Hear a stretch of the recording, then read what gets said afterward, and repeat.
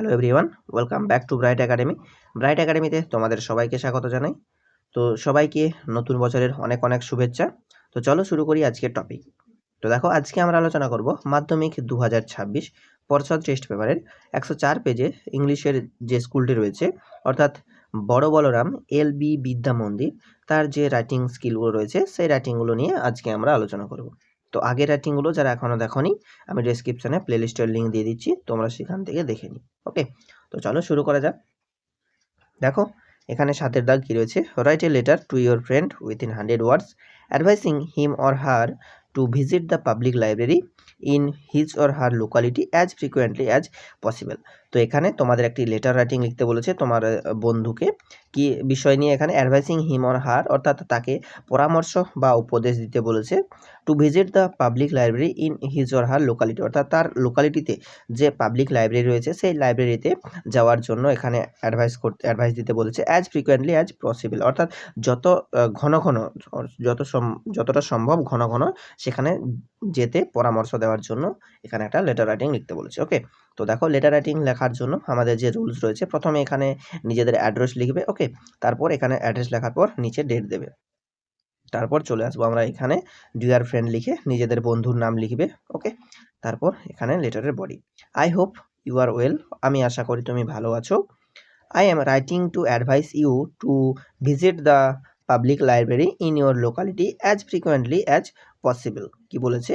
I am writing to advise you, অর্থাৎ আমি এই চিঠিটা লিখছি তোমাকে পরামর্শ বা উপদেশ দেওয়ার জন্য, to visit the public library in your locality, অর্থাৎ তোমার লোকালিটিতে যে পাবলিক লাইব্রেরি রয়েছে সেখানে যাওয়ার জন্য, অ্যাজ ফ্রিকুয়েন্টলি অ্যাজ পসিবল, অর্থাৎ যতটা সম্ভব ঘন ঘন। ওকে, এ library is a treasure house of knowledge where you can read story books, reference books, newspapers and magazines। কি বলেছে?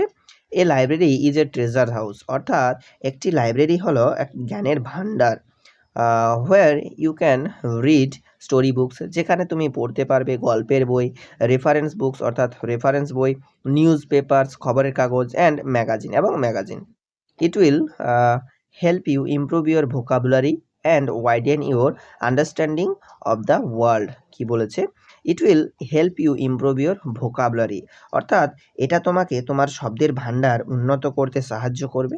And widen your understanding of the world, অর্থাৎ এই বিশ্ব সম্পর্কে বা এই পৃথিবী সম্পর্কে তোমার ধারণাকে প্রসারিত করতেও সাহায্য করবে। The calm environment of the library also helps in building good reading habits. The calm environment of the library, অর্থাৎ লাইব্রেরির যে শান্ত এনভায়রনমেন্ট বা শান্ত যে পরিবেশ, also helps in building good reading habits, অর্থাৎ তোমার যে পড়ার অভ্যাস গড়ে তুলতেও সাহায্য করবে। Okay, regular visits will surely enrich your mind and support your studies. কি বলেছে?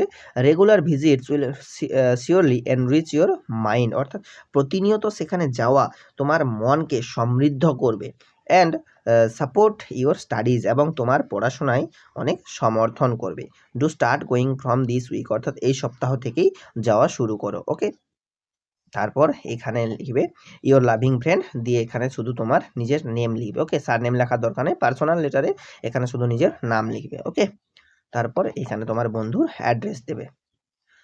পরবর্তী রাইটিং কি রয়েছে দেখো, suppose you are the captain of your school, মনে করো তুমি তোমার স্কুলের captain. Write a notice in about 100 words for the students, অর্থাৎ সেই শিক্ষার্থীদের জন্য 100 শব্দের মধ্যে একটি নোটিশ লিখতে বলেছে। অফ ইউর স্কুল, তোমার স্কুলের।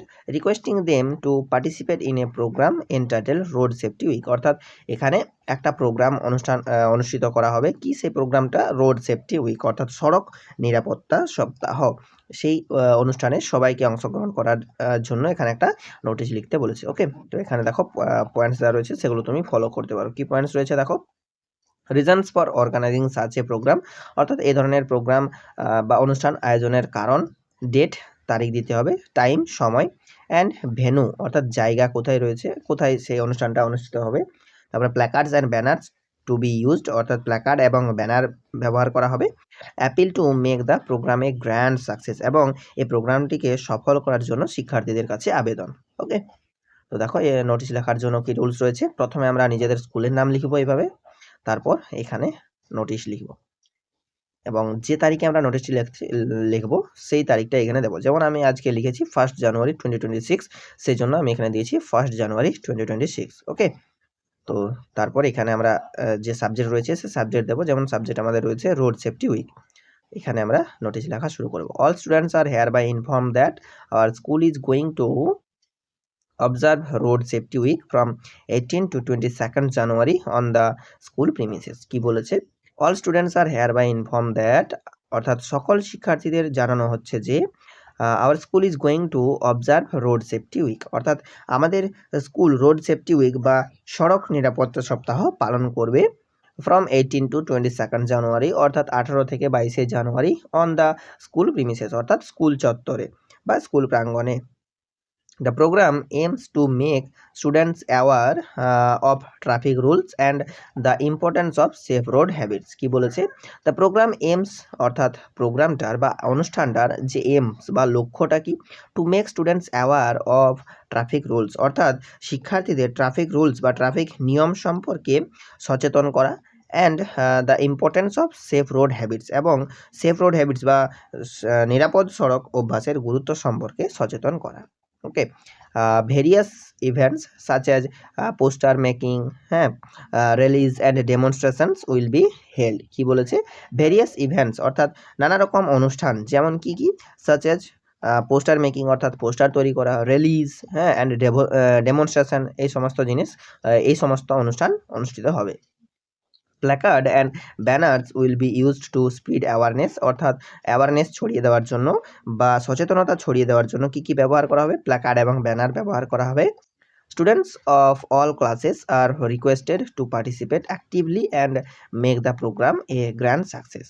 Students of all classes are requested, অর্থাৎ সমস্ত শ্রেণীর শিক্ষার্থীদের অনুরোধ করা হচ্ছে টু পার্টিসিপেট অ্যাক্টিভলি, সক্রিয়ভাবে এই অনুষ্ঠানটাতে পার্টিসিপেট করার জন্য, and make the programme a grand success, এবং এই প্রোগ্রামটাকে বা অনুষ্ঠানটাকে সফল করার জন্য অনুরোধ করা হচ্ছে। ওকে, তারপর ডান পাশে এসডি স্কুল ক্যাপ্টেন, নিচে তোমাদের নিজেদের স্কুলের নাম লিখবে। ওকে, এরপর পরবর্তী কি রয়েছে দেখো, 9 দাগ।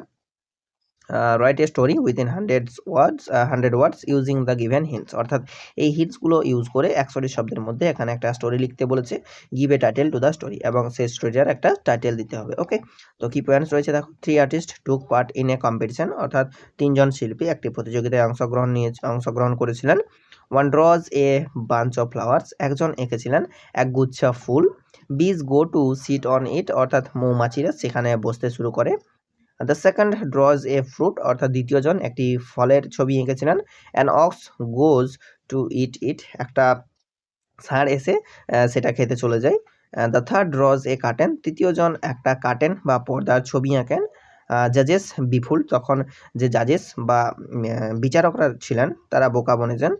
উইনার অ্যাওয়ার্ডেড, এবং তাকে বিজয়ী পুরস্কৃত করা হয়। ওকে, তো দেখো এখানে আমি টাইটেল কি দিয়েছি, দ্য ক্লেভার আর্টিস্ট, অর্থাৎ চতুর বা চালাক শিল্পী। Okay, 3 artist once took part in a painting competition, অর্থাৎ একবার 3জন শিল্পী একটা চিত্রাঙ্কন প্রতিযোগিতায় অংশগ্রহণ করেছিলেন।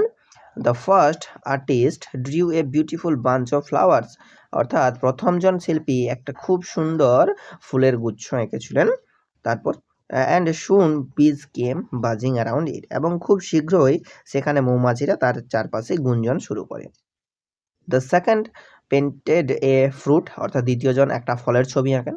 অ্যান্ড এ হাংরি, এখানে একটু যে টাইপিং মিস্টেক হয়ে গেছে। ওকে, তো এটা ফক্স লেখা হয়ে গেছে, এটা হবে অক্স। ওকে, এখানে একটা বাদ হয়ে যাবে।